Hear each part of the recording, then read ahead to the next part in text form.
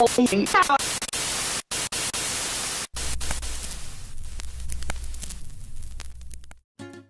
the sun sets over New York City and most people are on their way home from their jobs, the workday is just beginning for many who work in restaurants and hospitality.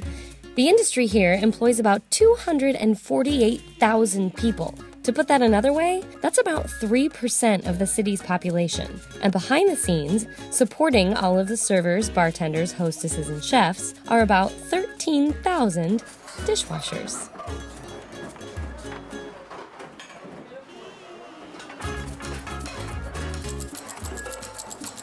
Think about the last time you used the word dishwasher in a conversation. If you weren't talking about a machine, you were probably expressing thanks that you weren't working as one. Maybe your day at the office was horrible, but at least you're not washing dishes, right? So many of us have this idea that if you end up a dishwasher, then you must have failed somehow and you must be unhappy about it. After giving it some thought, I decided that seemed like a pretty sweeping generalization, and I wanted to go find out if it was true.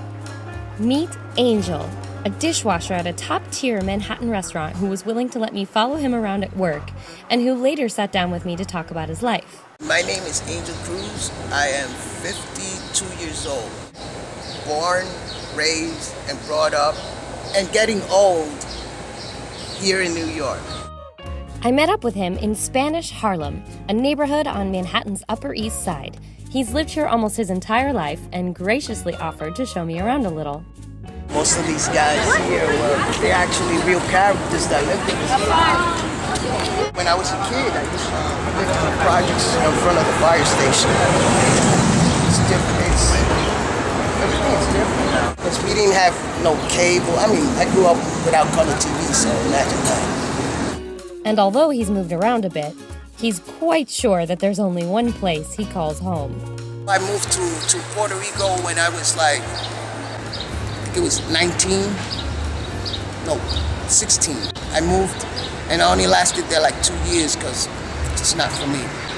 It's too rural. I have to have like at least a little police sirens, fire sirens, fire truck sirens. You know, I live close by the subway, so I hear the train sometimes rumbling by.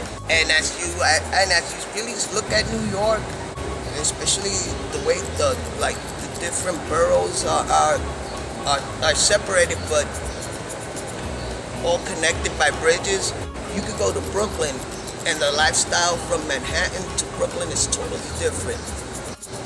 I think I lived in Brooklyn for maybe a week. I got invited to stay there, and I said I don't like it here.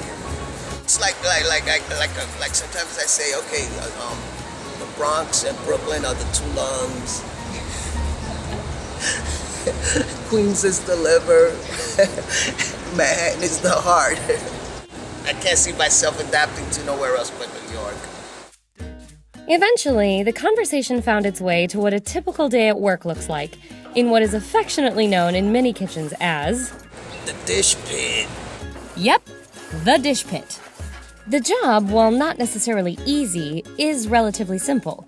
He runs errands for the chefs, he maintains the cleanliness of the restaurant, he takes out the garbage, and of course, he washes dishes. The dishes are rinsed, put into a machine that washes and sterilizes them, and then polished and stacked when they come out the other side. No surprises there. The surprising part is that he's actually pretty happy where he is.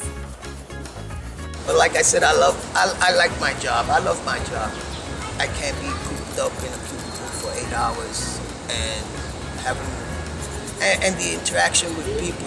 I just can't sit down in an office and type and not talk. You know, all those cubicles, you can't see anybody. It's just like being in a room. All you need is like a straight jacket and you know those cubicles are padded. So what else could I say? It's not like I get up and start talking about, I don't want to go to work, because that's when that syndrome starts of you're going to wind up quitting that job. I got offered once to come in and work one of the stations. I know how to work some of the stations. It's not that I'm totally dense and don't know how to cook. I'm not a stupid person. No, but it's too much responsibility. I don't want that responsibility. Of course, it's not a perfect gig. He has workplace gripes just like anyone else. It's hot, and that stove is on since this morning. So by the time you get there, like, there's no oxygen in there. Even with those super air conditioner, there's no oxygen. I don't know, my co-workers are allergic to garbage. They do not touch the garbage for some reason. The garbage is like really heavy. Oh, is it heavy? Sometimes I think it weighs more than I do. They just dump the plates. Oh, these guys, I mean, to tell you the truth, the girls are much neater, faster, nice to look at, but the guys, they have no coordination. I always think, oh, I should have hit the lotto. You know, I got all those questions. I should have hit the lotto. Why wasn't I rich? You know, I have an inventive idea in my head. But at the end of the day, he actually takes a lot of pride in his work. I usually listen to the orders. When I'm listening to the orders, I have the other guys, and I tell them, listen, he's already down to 2 pans, so let's get that certain size pan washed, rinsed, and sent over. And of course, I'm kind of like a perfectionist. Like yesterday, I had to take a part of the machine apart because the plates were being rinsed, washed, but they were coming out with like, they had a film cover over the plate.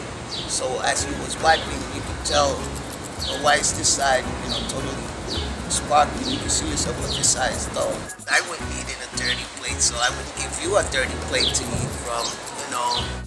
He also has a remarkably positive outlook on life. Well, I can't emphasize how much I have to joke on life, because nobody can take it that serious and stay sane. Nobody can take it that serious and wake up the next day happy. I mean, work is part of life. You ain't got a job, you ain't living. He had to think a little when I asked him what he would change about his life if he could go back in time. But after a minute or two, he did come up with something. There's only one thing I would change, is that I would have loved to have been much younger at this time. I see a lot of young guys, you know, girls just like wasting time.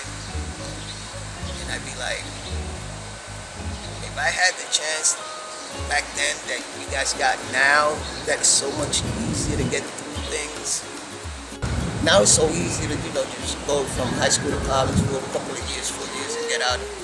Probably wind up with a good job, but at my time it wasn't like that easy to get into school.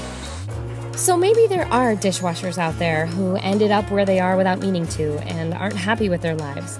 Perhaps their circumstances are responsible for their career paths. After meeting Angel, though, I know that there's at least one dishwasher out there who is pretty content with his simple little life in the city. Wow, is it ever nice today, man. Tomorrow's supposed to even be nicer. I'm thinking about how am I going to go to work tomorrow.